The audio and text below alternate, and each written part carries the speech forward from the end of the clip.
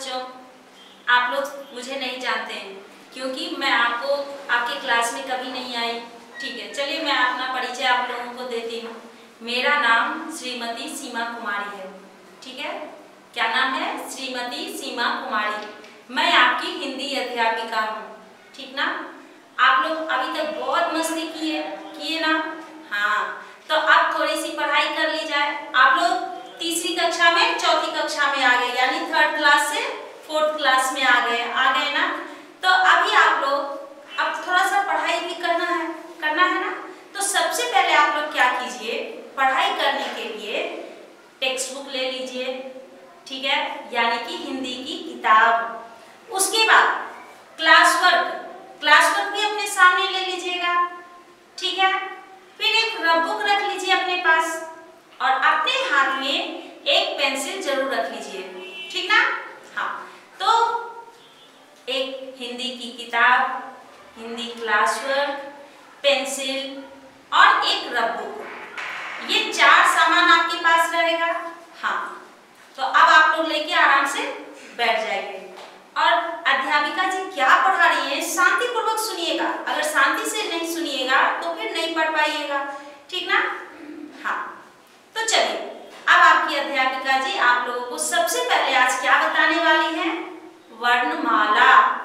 क्या बताने वाली हैं? वर्णमाला। ठीक है, अब वर्णमाला में क्या होता है? स्वर होता है, व्यंजन होता है, संयुक्ताक्षर होता है। तो सबसे पहले आपको मैं स्वर वर्ण बताने वाली हूँ। ठीक है, स्वर वर्ण क्या होता है, व्यंजन वर्ण क्या होता है, संयुक्ताक्षर क्या होता है। आप लोग पहली कक्षा में पढ़े होंगे, दूसरी कक्षा में भी पढ़े होंगे, तीसरी कक्षा में भी पढ़े होंगे ना वर्णमाला। हाँ, तो सबसे पहले आप एक बार फिर से ध्यान दीजिए कि वर्णमाला क्या है। जैसे कि इंग्लिश में आप लोग अल्फाबेट पढ़ते हैं, वैसे ही हिंदी में वर्णमाला है। अल्फाबेट को ही हिंदी में वर्णमाला कहते हैं। बिना वर्णमाला की जानकारी के ना आप पढ़ोगे और ना आप लिख सकते हो, है ना? तो चलिए सबसे पहले आप मेरे साथ, जब आपकी अध्यापिका जी यहाँ लिखेंगी तो आप लोग भी जरा ध्यान से देखिएगा कि अध्यापिका जी ने क्या लिखा। ठीक है, उसके बाद वो क्या बोल रही हैं। सबसे पहले स्वर वर्ण कितने होते हैं? स्वर वर्ण कितने होते हैं? अब यहाँ पे लिखेंगे स्वर जो है 13, यानी इसको हम लोग हिंदी में 13 बोलते हैं। हाँ, तो अब इसमें स्वर वर्ण कितने होते हैं? 13 है। तो अब उसको हम लोग जानेंगे कि स्वर वर्ण में क्या क्या आता है। तो सबसे पहले हम लिखेंगे और, आ, छोटी ई, बड़ी ई, छोटा ऊ, बड़ा ऊ, री। ये क्या हो गया? अ, आ, छोटी ई, बड़ी ई, छोटा ऊ, बड़ा ऊ, री। ठीक है, अब इसके बाद क्या होता है? तो यहां देखेंगे ए,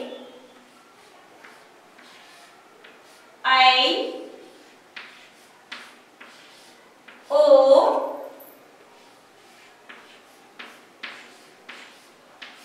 औ,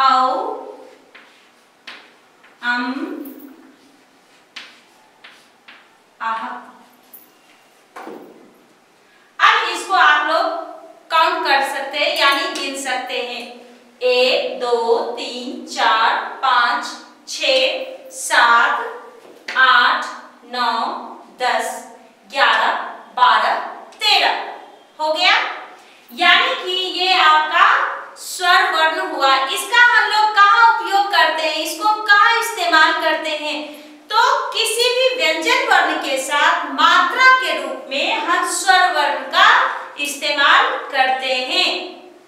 याद रहेगा, स्वर वर्ण का इस्तेमाल हम कहाँ करते हैं? तो व्यंजन वर्ण के साथ मात्राएं लगाने के लिए हम उसका इस्तेमाल करते हैं।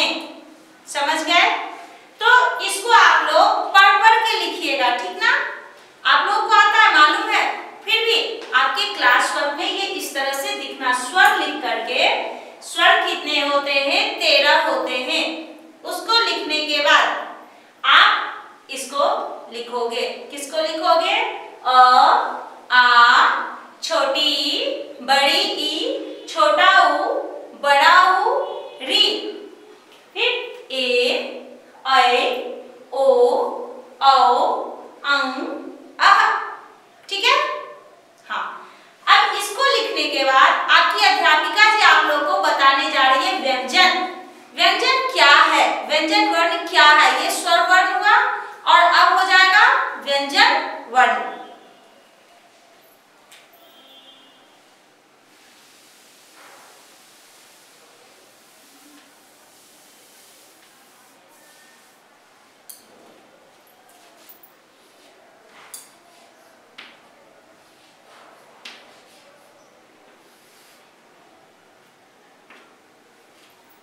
व्यंजन वर्ण क्या होता है? व्यंजन वर्ण में आपको क्या दिया जाता है कि उसमें हम मात्रा का इस्तेमाल करते हैं। उसमें मात्रा का इस्तेमाल करते हैं। तो सबसे पहले व्यंजन वर्ण क्या है उसकी जानकारी हम ले लेते हैं।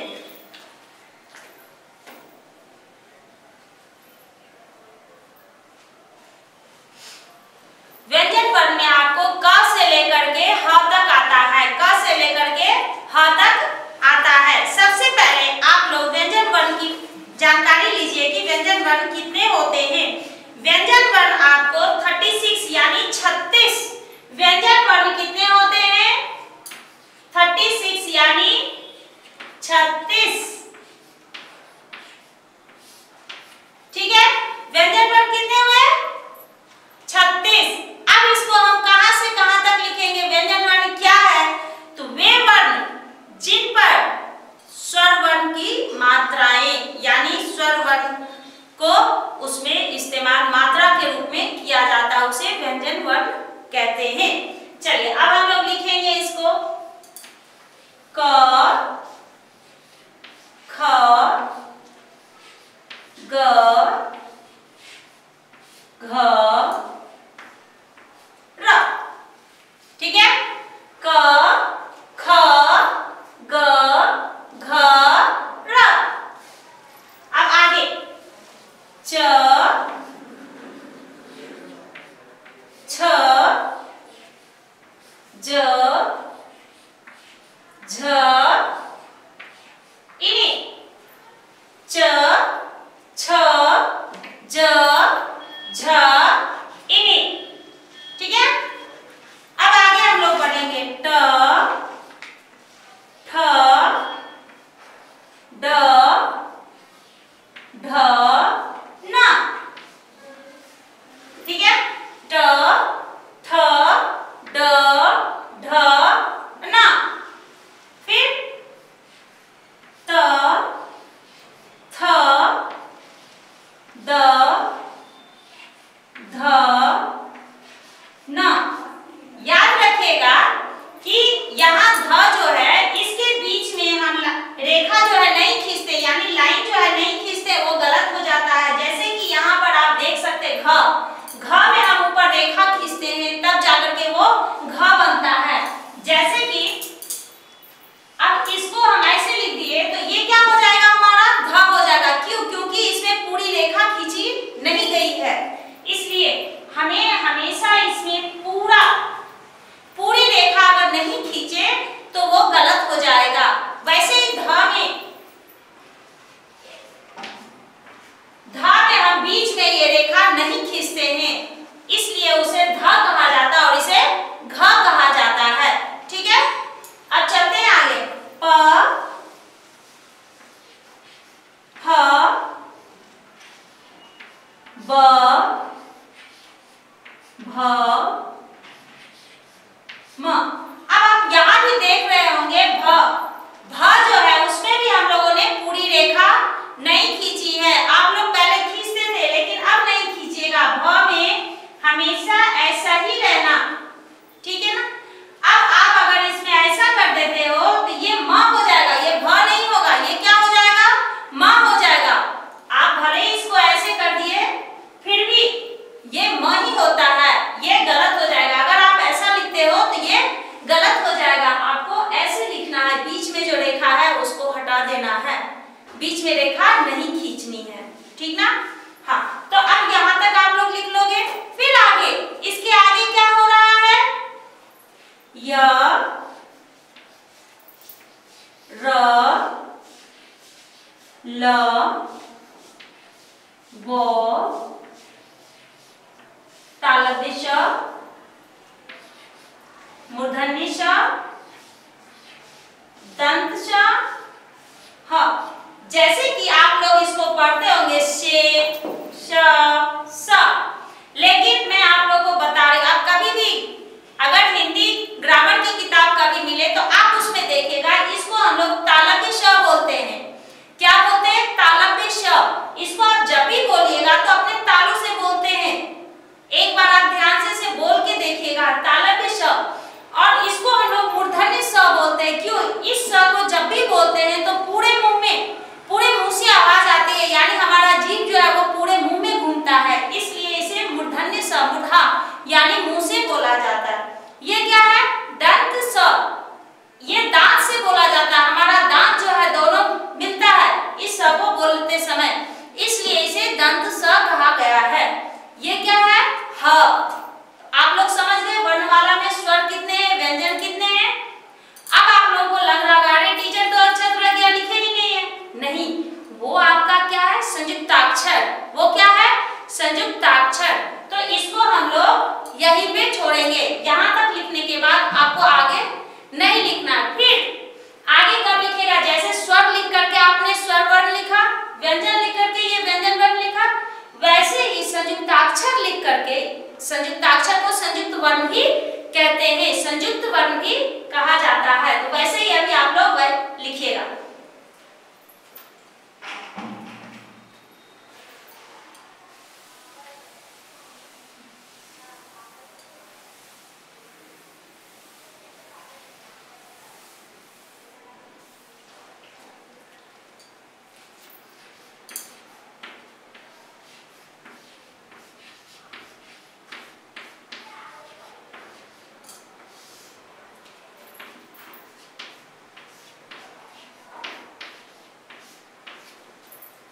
संयुक्ताक्षर जो होता है वो 4 होता है। संयुक्ताक्षर कितने होते हैं, 4 होते हैं। और वो 4 में से क्या होता है कि आपको संयुक्त अक्षर, संयुक्ताक्षर यानी संयुक्त अक्षर, स्वतंत्र,